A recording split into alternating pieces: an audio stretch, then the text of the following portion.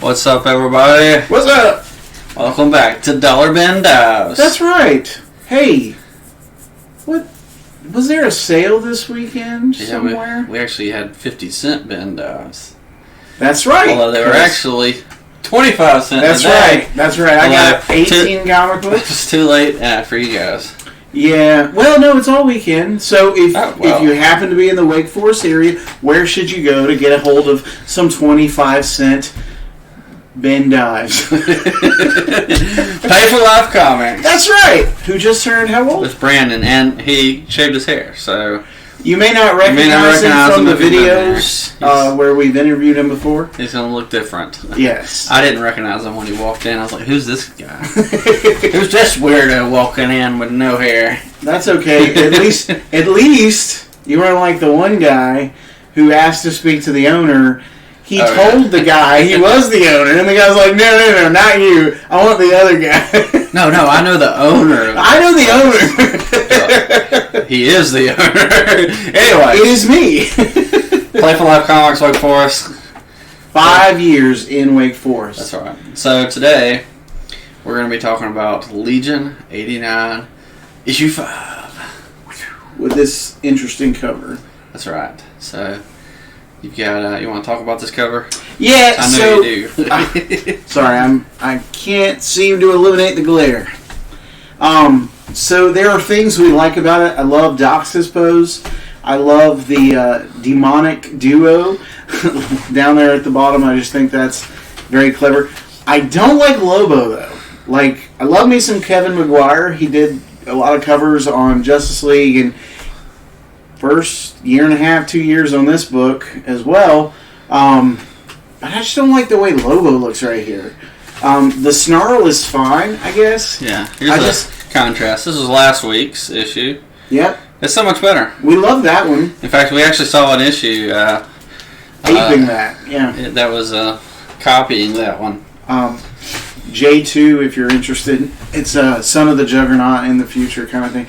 But no, Lobo looks like he's parachuting and about to hit the ground. But it's like right at the same level as Doc's. Right, which is why it looks like he's going to fall flat on his face. It's weird. If he were jumping at him, like with one foot on the floor, like he's mid-leap, I think it would have worked better. I mean, it ultimately it serves its purpose because within the framework of the story, they do partner up, right? Yeah. So Lobo kind of signs up to join in this issue. So the first 4 issues, they haven't even talked about anything Legion, but this is kind of the first story is over. Right, they're done on Kalu and they're setting sail. And so this one really is the first issue. See, they're in the ship where we're headed toward the founding of the actual Legion. The Legion. Yeah. Not the Legion of Superheroes, but this Legion. Because this is the predecessor for the Legion of Superheroes. So, L.E.G.I.O.N. We still have to wait a couple issues to figure out what that's going to stand for. There's I don't remember which issue it is, but it's either this one or the next couple where, was it Strata who's comes up with it? Yeah. Comes up with a whole bunch of random, pretty funny acronyms for the group. It's pretty funny. It's pretty funny. So in this one, they're basically just traveling. A lot of character moments, a lot of character development between. They're kind of getting to know each other still. They're kind of. And they're just traveling from one. They're just kind of hanging out. Garen is narrating as though he were writing a journal entry. So that's kind of fun. And he's kind of like the main focus of this one, sort of. Yeah, we get some flashbacks in his life and stuff, and we learn that he's got some interesting relations on the planet they're going to. Yeah, it's a planet that's ruled by the mob. It's a drug planet called Karn. Right, and so the police are not only ill-equipped and undermanned, but also they're crooked. In the pocket, of the drug lords. And so the drug lords own a lot of the major cops, and so the few legit cops just can't handle it, and so we don't really see that. We see that more in the next couple issues, but they talk about it. There's a but one of the interesting things about this is Lobo's new job. Yeah. I can't believe you did this, Docs. You actually contracted that maniac? He's working for us now? Working for me, Beck. That's the opening dialogue right there. Yeah. So, as the cover kind of suggests, Lobo gets sent in and he just beats up a bunch of people. Yes, I'm trying to find the page. It's pretty that shows some of the but it's at the very end. Everything else is really just the characters' dialogue. They're talking. There's some cool moments in the issue. Right here, you'll see Lobo in the pack of bad guys. Big smile on his face. One who cries out for mommy. Yeah. Oh. And then, like, at the end, you see him, like, sitting on a pile of mangled bodies, and he's like, I'm just warming up. He says, now, guys, great. Fetal forbid any of you should take any of this in any way personal. I sure don't. It's pretty great. It's pretty great. Not the most, I'd say, exciting issue. It's pretty interesting. You kind of get the scope of where we're headed finally. Like the others was just kind of action-packed. Things were just happening. But this one kind of sits back and is like, okay, we're looking forward now. Yeah. This is... You've wondered why it's called Legion 89. We're going to find out. 89 is just the year it was published, but you're going to find out why it's called Legion. Right. And not Legion of Superheroes. Yeah. And so they're beginning that story to show us... These guys aren't superheroes. This is where we're going. Right. Some of them have superheroic, characteristics, but again, it's totally subversive. If you think you know how the story's going to go, you really don't. And one of the things to start looking for at this point in the series is to see how each character handles the transition from just a random person to being a part of the Legion. And so, obviously, there's a lot of disagreements with how Docs handles things, and so they're especially from Garen, right? But all of them. Yeah. Disagree with most of what Docs does half the time. Right. And so they all kind of have their own ways of dealing with him and dealing with they kind of sometimes some of them feel like they've just been thrown into this without choice. And it's really interesting to see how each of them handles it differently, how each of them works through that process. And this is kind of the first issue where they start with some of those. So, just a couple cool little things. I feel stupid. I could have owned this page of original artwork for $125 6 months ago. I was kind of hoping to run into the dealer at Heroes Con last year, but then that got canceled. So I kept staring at it on my computer screen. I should have just pulled the trigger. Would you plan to go this year? Yes. So I still may end up buying some stuff ahead of time just to make sure I get it. Yeah. But yeah. So and this last page is really awesome as well, showing Docs. He says, "Ladies and gentlemen, welcome to a lifetime of planned purpose. I take it all of you have heard of the Canis Biz estate." And he's basically going to try to take Karn for himself away from the drug lords. And at one point, after Lobo has beat the crap out of the police force, he's like, "Now you better find his head and get him out of here. We don't want any complaints about how he opted for early retirement." And then Lobo asks, "Do I get a badge now?" So pretty cool stuff.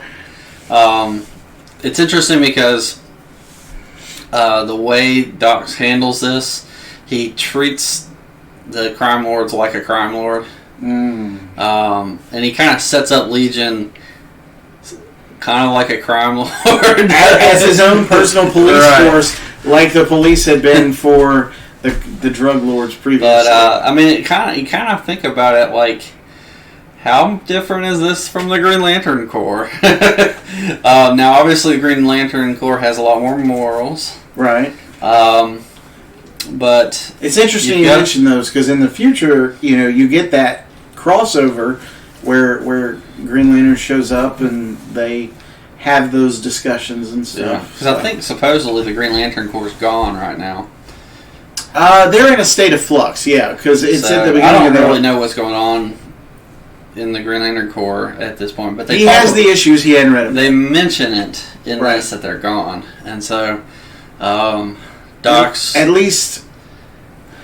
So at the end of the series that was running right after Crisis, they scaled back. I think it was like 10 Green Lanterns. Then something happens to the central battery on Oa. I won't say what, because you guys might be interested in reading those stories. I am. So. And then it's Hal, Guy, and John. They're the only ones who have rings. And then something else happens. And the Green Lantern Corps eventually returns.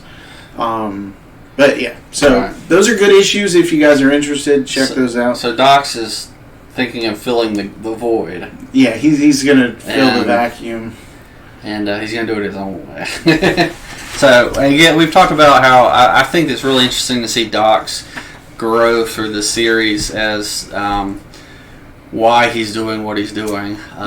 He's struggling with not becoming his father on the one end, but there's he has a hard time empathizing with people at the same time. Right.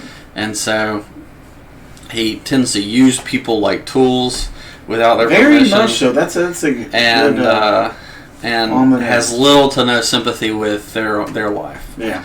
And so it's really interesting to kind of see how he handles that throughout the series. And we're at the very early stage, so he's not really learned a lot.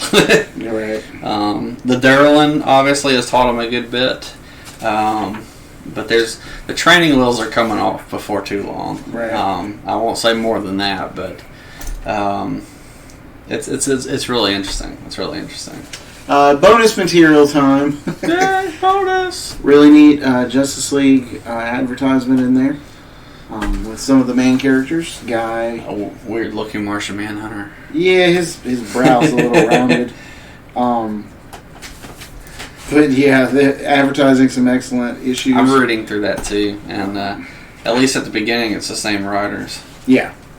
As this amazing George Perez Superman homage cover to the first Superman #1. Yeah. Not Action Comics #1, but Superman. And you can date it because it's got the Batman Michael Keaton logo there. So that's the issue. It's not something crazy like the last few. It's just kind of it hits all those. It keeps you moving in the series. It's not like groundbreaking in that it presents somebody's first appearance or, but it keeps the story moving. Right.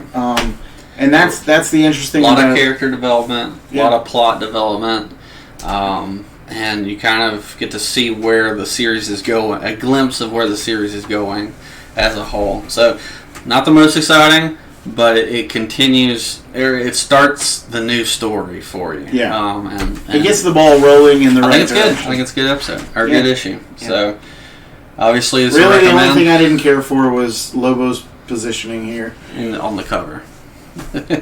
He's great in the artistic difference there. So let us know what you thought. Comment below. Again, this is issue 5. We'll keep going through the series. We want to know what you guys are thinking, so let us know how you're feeling about the series, whether you're following along, who your favorite characters are, that kind of thing. Interact with us. That's why we have the Facebook. That's why we have, the comments down below. Yeah. Because we're not on all ages, right? Lewis is posting them over on Facebook, so that's probably the easiest place to catch us. Yeah. Because we get notifications immediately for that sort of stuff. That's right. And then, but He can also comment. I get them more on YouTube. Oh, okay. But he gets them on Facebook. Well, we both get them on Facebook. But anyway. But I see them first. Right. So, just let us know. Leave us a like, comment, share. Go ahead and sub if you're new. If you've been dollar bin diving, tell us what you found that's worth reading. What series are you reading? Maybe we'll go through that later. We'll see. We haven't really nailed down the next series because this is going to take a year. At least, yeah. At least.